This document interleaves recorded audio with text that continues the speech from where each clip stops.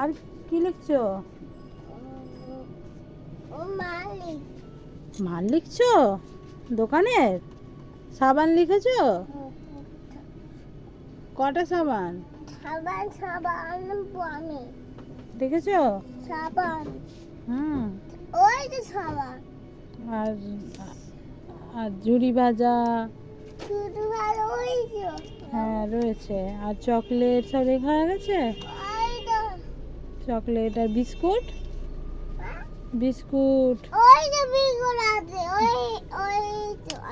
আছে। তাহলে সাবান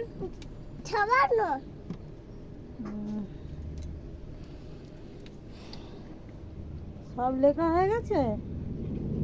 স্লিপ করছো? ফর্দ ফর্দ ফর্দ করছো?